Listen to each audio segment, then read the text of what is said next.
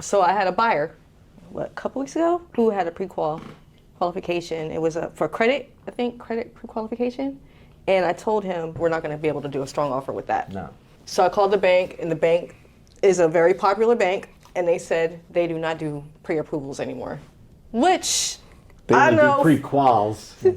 So I know for a fact. I'm like, no. Didn't they say banks aren't doing pre-approvals anymore? They said they don't. They, The banks big don't, banks probably don't, and yeah. that's why they And aren't the I'm- best to use. And I'm like, you know what? Like, so I just let him talk, and I spoke to my buyer, and I'm like, I think you need to get a second opinion. Yeah.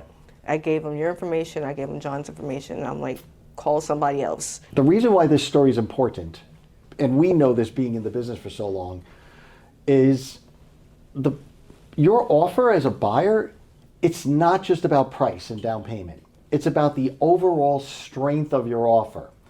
And if we can't show that the bank did their due diligence up front, that listing agent, and me as a listing agent myself, the homeowners listen to us.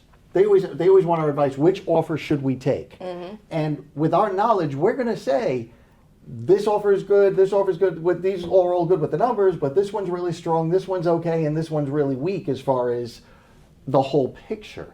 And something like that, where the bank says, we're not even going to give a pre-approval, we're only going to do a pre-qual based on a credit check, that's nothing. It's not worth the paper it's written No, on. 'cause they don't even accept documents. They don't, from my knowledge, for pre-quals, it's just how much do you make a year? Okay, great. And then they give you it based on that. Yeah. Without scrubbing documents, how do you know? People think they make more money. They might have Right. overtime that gave them an extra Or they- 20,000. Yeah. Or they just say, oh yeah, I make 80 grand, and it's really 68 grand, and that little bit of a difference costs you. Or there's money disappearing out of their account every month, That and too. you can't If figure you're it not out. looking at bank statements with Yes. a $30,000 deposit, now what?